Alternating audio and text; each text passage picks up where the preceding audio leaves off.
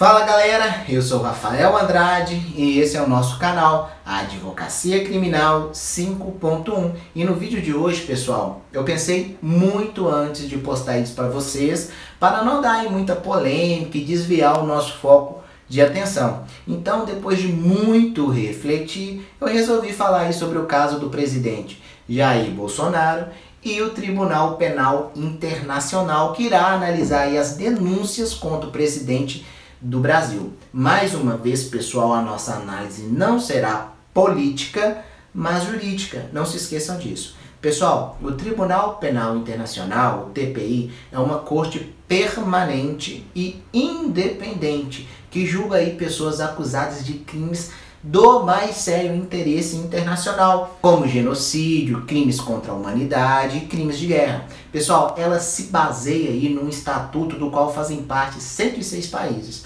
O TPI é uma corte de última instância. Ela não agirá num caso aí que está sendo investigado ou julgado por um sistema jurídico nacional, a não ser que o procedimento desse país não for considerado genuínos, como no caso de ter caráter meramente formal, a fim de proteger aí o acusado de uma possível responsabilidade jurídica. Além disso, pessoal, o TPI ele só julga casos que são considerados extremamente graves. Vamos falar um pouco, pessoal, sobre os antecedentes históricos do TPI.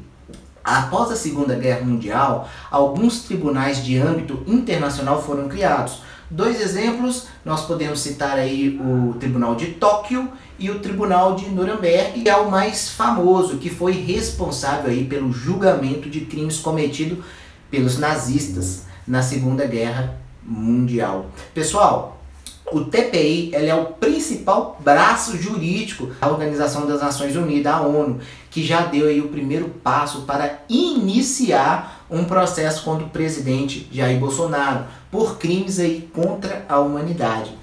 A ação foi movida, pessoal, pelo Partido Democrático Trabalhista, o PDT, acusando aí o presidente Bolsonaro por conta de sua postura no combate à pandemia do coronavírus. Segundo consta na representação, pessoal, enviada à Corte Internacional pelo PDT, as falas proferidas pelo presidente da República sobre o novo coronavírus influenciam aí o comportamento do cidadão para descumprir essas medidas necessárias ao combate do Covid-19. Essa foi a argumentação do PDT.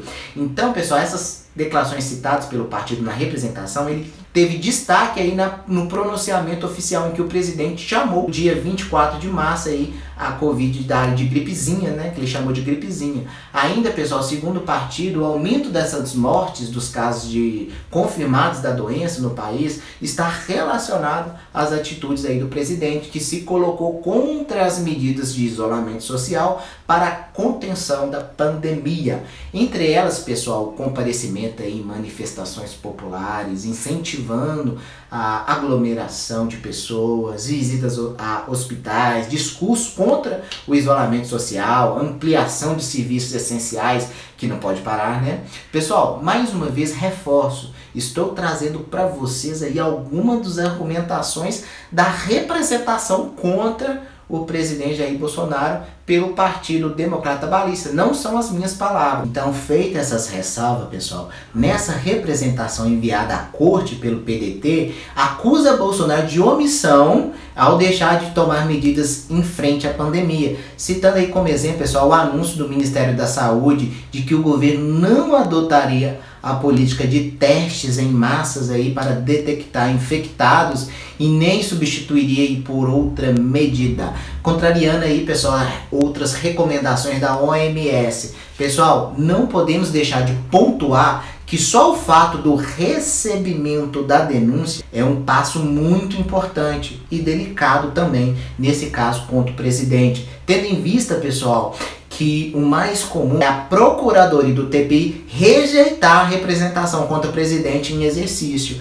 E no caso, pessoal, a denúncia ela foi aceita e será processada e julgada. Galera, em relação ao caso do presidente Jair Bolsonaro, é isso. Para a compreensão do Tribunal Penal Internacional, nós temos aí que entender a sua relação jurisdicional no âmbito internacional, que tem por base o princípio da complementariedade, pelo qual o Tribunal Penal Internacional somente atuará caso a jurisdição interna do Estado não estiver investigando, processando ou já houver julgado o crime que ocorreu em seu território.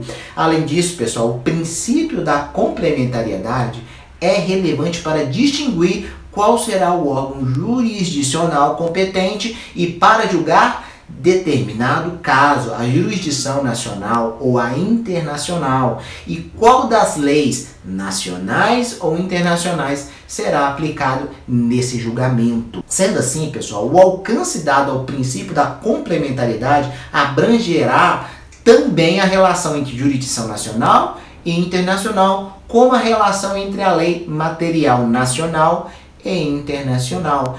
Então, pessoal, pela característica da subsidiariedade do Tribunal Penal Internacional, nós podemos identificar basicamente 3 critérios que deverão ser aí analisados e que delimitarão sua atuação, sendo eles a presença de coisa julgada, a vontade e disposição de punir por parte do próprio Estado e a gravidade do crime cometido. Esclarecido isso, pessoal, no caso de estarem presentes esses critérios, o Estado detém a competência exclusiva para julgar, e não o Tribunal Penal Internacional, que somente se manifestará diante da insatisfatória atuação da jurisdição estatal originariamente competente. Pessoal, o Brasil ratificou o tratado reconhecendo expressamente a sua submissão à jurisdição internacional do tribunal. Então, pessoal, o Brasil deve respeitar e apoiar o TPI. Uma vez, pessoal, que dele já fez parte de forma a amparar a atuação do tribunal dentro do território brasileiro. Para finalizar, pessoal, a minha opinião é que acho muito recente essa informação, e para tirarmos qualquer conclusão aí sobre o caso do presidente Jair Bolsonaro, e tem uma postura mais equilibrada sobre essa questão. Eu entendo que deve aí, adotar todas as medidas preventivas da Organização de Saúde, mas também, pessoal, compreendo que essa tentativa de evitar um colapso geral na economia, nós devemos voltar o nosso comércio aos poucos, sim. Devemos movimentar nossa economia. Os estabelecimentos comerciais, pessoal, precisam voltar, mas com todos os cuidados contra a contaminação e de forma a evitar a aglomeração. E no mais, pessoal, pedir a Deus para que essa página seja virada nas nossas vidas e que tenhamos aí uma solução para essa pandemia. Combinado? É isso aí, galera. Forte abraço, fiquem todos com Deus e até a próxima. Tchau, tchau.